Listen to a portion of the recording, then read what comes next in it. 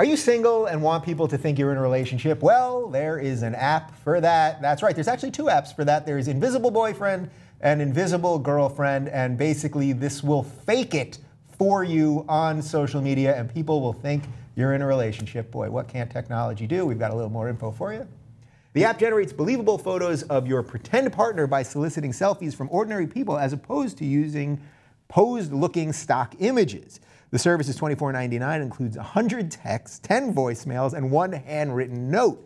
They are hoping to expand into countries where it's a crime to be gay, and people might have an extra pressing need to fake a heterosexual relationship. So we'll get to the gay thing in a second. But the idea that they're gonna, there's gonna be voicemails, a handwritten note, text messages. So it's not just social media.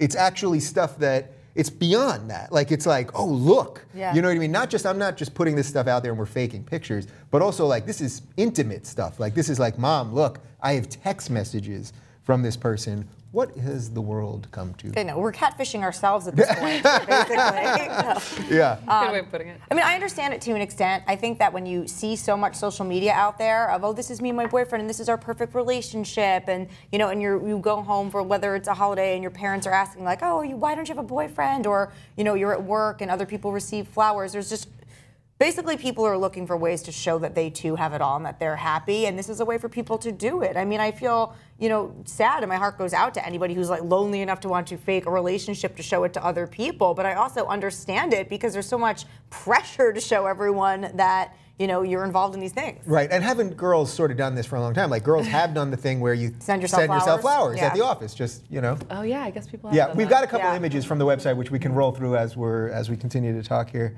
What do you make? So there you go. I think they're going to have a tough time scaling this, right? To keep that same level of personalization, if you're going to do handwritten notes and not make it seem really inauthentic, yeah, they're going to have a tough time scaling. So it may be that they get to a point, this is wishful thinking, where they feel like they have a responsibility to vet the folks that are coming to them, right? Yeah, right. Right, that's gonna happen. That's not capitalist society. No, but if they did, that could be an interesting pivot to the model, right? Where like they're doing it to really fulfill a need for the way they talked about it. Someone who lives in the Bible Belt, their grandparents don't want them to know that they're gay, or there's a stalker at work or somewhere. Like there are true use cases for it that could be really beneficial to society, but if it became this rampant crazy thing, it's just like, we're getting into this weird territory of like her and like catfishing ourselves and like where does reality end and I'm super into this whole Machiavellian take to relationships. Yeah? I'm like, I have never participated in that, but when I was reading through this article, I was like, wow, like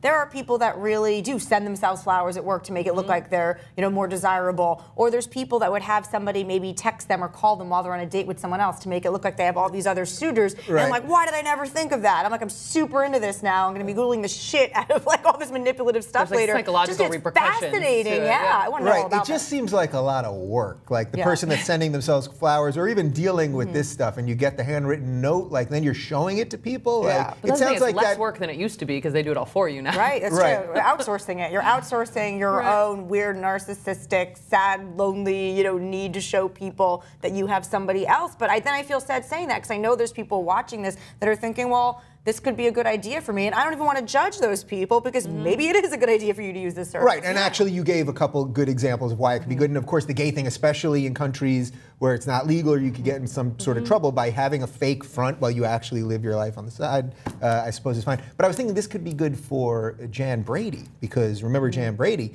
never had a boyfriend, and then she invented George Glass. Yes, that's what I'm saying. I'm super into this whole inventing someone thing and just the psychology behind it and I understand, okay, we were doing the extreme examples. We were talking about how if you live in the Bible Belt and your family, is concerned that you're gay and you want to prove that you're not, which also opens up a whole other can of worms of should you stand by who you are or should you invent somebody to satisfy your family? Right, you're doubling down on the second light. Exactly. And then what we were getting into, what they say that one of their end games is creating profiles for people that are in countries where maybe you could actually be thrown off of the top of something for being gay. I mean, this could be a really helpful tool for people at the same time, but right now it just sounds like entertaining and fun. Like I'm going to go home and make up a fake boyfriend right now.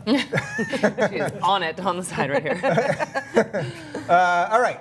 If you want to be a real boyfriend for Jenn Hoffman, comment right down below. Oh, God. Molly, you've got a boyfriend, right? Do. So yeah, she doesn't need this app, sorry.